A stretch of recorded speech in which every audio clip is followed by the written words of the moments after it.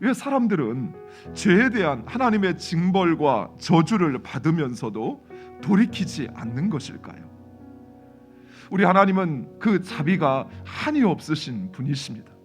그래서 우리가 언제든 회개하면, 돌이키면 하나님은 우리를 용서하십니다. 물론 우리 하나님은 죄를 미워하십니다.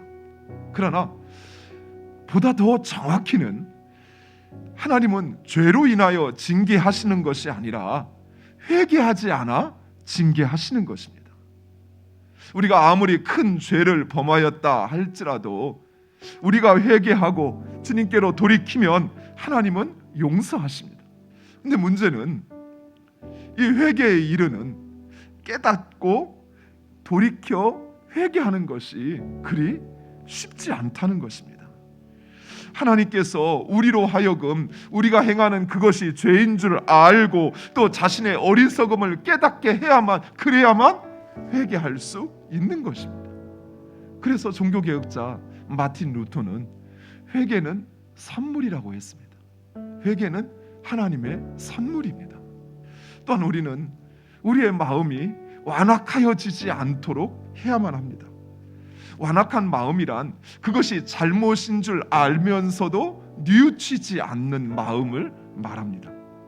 자신이 틀렸다는 사실, 자신이 올바르지 않다는 사실을 알면서도 그저 욕심에 또는 자신의 명예에 또는 자신의 죄를 방관하거나 뭉개버리는 것입니다.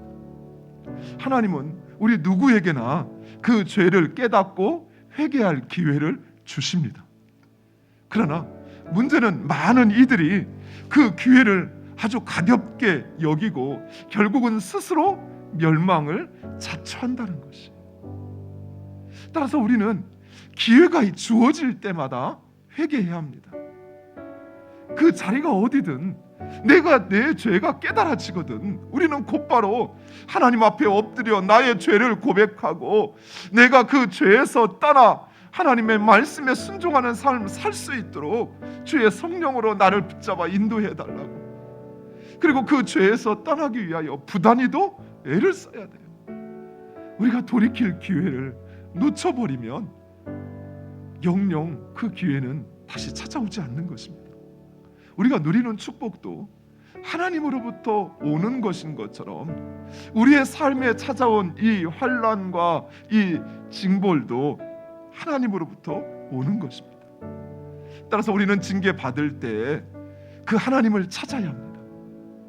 그 원인이요 주장자이신 하나님을 찾고, 그리고 그 하나님 앞에 회개하고 그 하나님을 의지할 때 하나님 우리를 구원하심을 믿으시기 바랍니다.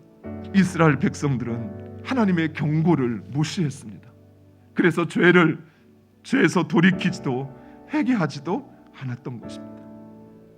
사랑하는 성도 여러분, 지금이 우리가 회개해야 할 때입니다. 지금이 바로 내가 오직 그 하나님의 말씀에 순종하지 못한 나의 죄를 깨닫고 그리고 그 자리에서 돌이켜야 할 때입니다. 이때만 좀 지나면, 내가 좀 터전만 잡고 나면 그때부터는 정말 주를 위해서 주의 말씀에 순종하겠습니다. 아니요, 이미 그때가 되면 때가 늦어버려요. 하나님이 기회를 주지 않는 것이 아니라 내가 세상의 것에 물들어서 영영 돌이킬 기회를 스스로 차버린다라는 것이.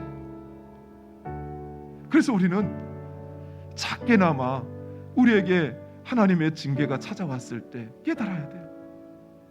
내 안에 있는 죄, 내가 벗어나지 못한 것이 무엇인가. 성령께서 우리의 심령 가운데 깨닫게 하셔요. 아주 작은 거 하나, 내 지체를 향한 미움, 또 내 자신을 의지했던 것들, 하나님 말씀에 온전히 순종하지 못했던 것들, 그것을 깨닫게 하실 때 우리는 곧바로 하나님 앞에 우리가 얼마나 교만하고 어리석은 자인지를 고백하고 우리의 죄를 고하고 그리고 그 하나님의 용서를 받으며 그리고 그 하나님의 말씀에 순종해야 하는 것입니다.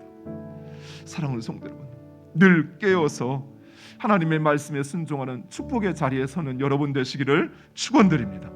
또한 깨닫고 돌이켜 회개의 자리에 서서 하나님의 은혜를 누리는 여러분 되시기를 축원드립니다.